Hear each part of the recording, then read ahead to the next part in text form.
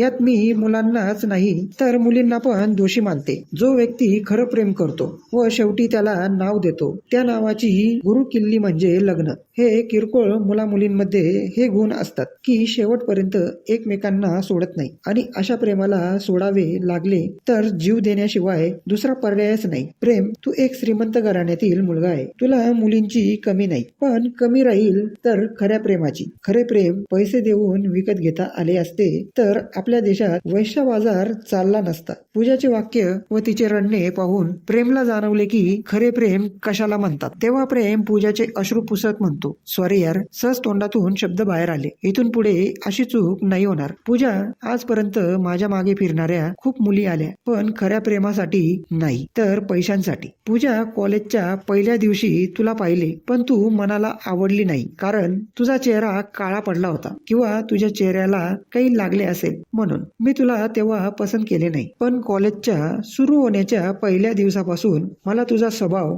राहणीमान, तुझे बोलणे चालणे आवडायला लागले. मला लहानपणापासून आई वडिलांचे प्रेम मिळाले नाही. ती त्यांच्या कामात मग्न राहतात. माझ्यासाठी तर त्यांना वेळ नाही. आमच्या घरात फक्त माझी वहिनी मला वेळ देते. तीच माझी आई, वडील, मित्र, मैत्रीण आहे. माझ्या वहिनीनंतर ज्या स्त्रीने मला चांगले मनातून समजले आहे ती तू आहे. तुझ्या बरोबर राहणे, तुला मिठी मारणे मला चांगले वाटते. यावर तुला राग पण येत असेल. तू मनात म्हणत असेल की याला इतकी वासना का आहे, पण ही वासना नाही, मनातील थकवा व दुःख दूर करण्याचा माझा उपाय आहे. तेव्हा पूजा प्रेमला विचारते, प्रेम, बाबा काय म्हणाले आपल्याविषयी? अगं, तुझे बाबा म्हणाले प्रेमात असे काही करू नको की माझ्या मुलीला खाली पाहावे लागेल. पण पूजा, आजपर्यंत मी तुझ्यावर असा हक्क कधी गाजवला नाही की मी तुझा प्रेमी आहे, मग मला सर्व गोष्टी दे. यावर पूजा म्हणते, हो रे शहाण्या, ज्या दिवशी आपण गावावरून आलो त्या रात्री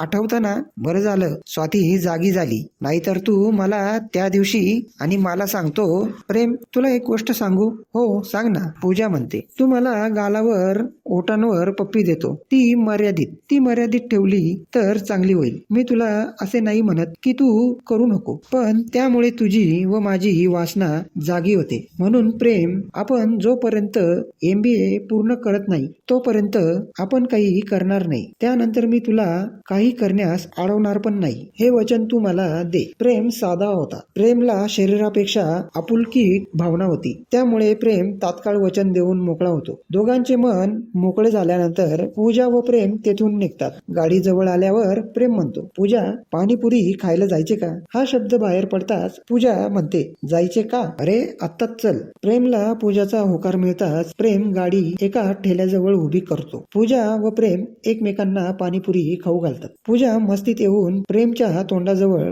पाणीपुरी घेऊन जाते व त्याच क्षणी तीच पाणीपुरी आपल्या तोंडात टाकते. यावर प्रेम खूप आनंदित होतो. हा अनुभव प्रेमला इतका काही आवडला की प्रेम रोज कॉलेज सुटले की पाणीपुरी नाहीतर आईस्क्रीम खाण्यास पूजाला बाहेर घेऊन येत असे. एकदा पूजा पूर्व परीक्षेसाठी अभ्यास करीत होती. तेव्हाच प्रेम तिला म्हणतो, पूजा, चल ना, आपण आज थोडं फिरून येऊ. यावर पूजा म्हणते, प्रेम, आपण दोघं कॉलेजमध्ये, शिक्षणात, खेळात, अजून इतर गोष्टीत नंबर 1 आहोत, पण हा नंबर 1 आपल्या फिरल्याने खाली येऊन लागेल. प्रेम, तू जा येथून, मला अभ्यास करू दे. तेव्हा प्रेम पूजाला म्हणतो, अगं, तू अभ्यास करते मग मला पण सांग ना की तू पण अभ्यास कर. या निमित्ताने आपली स्पर्धा तरी होईल. प्रेमची गोष्ट ऐकून पूजाला हसू आले. यावर पूजा म्हणते, प्रेम, तू ना पूर्ण पागल आहेस. आता एक काम कर, घरी जा व अभ्यास कर. तू व मी, आपण दोघं बरोबर राहिलो का आपला दुसराच अभ्यास सुरू होत असतो. त्यामुळे तू जा. प्रेम पूजावर जास्त जबरदस्ती न करता तिला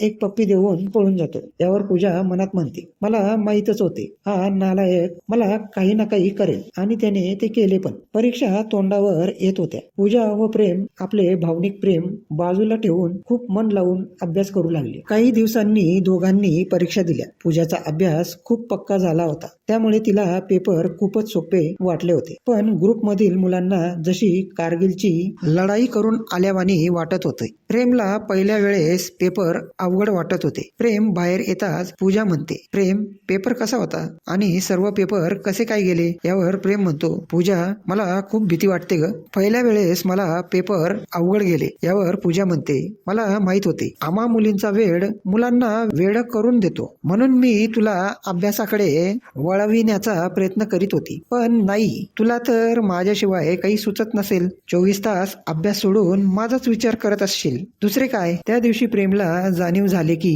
आपण प्रेम व शिक्षण एक करून राहिलो आहे. परंतु आपण पूजाच्या बाबांना वचन दिले आहे की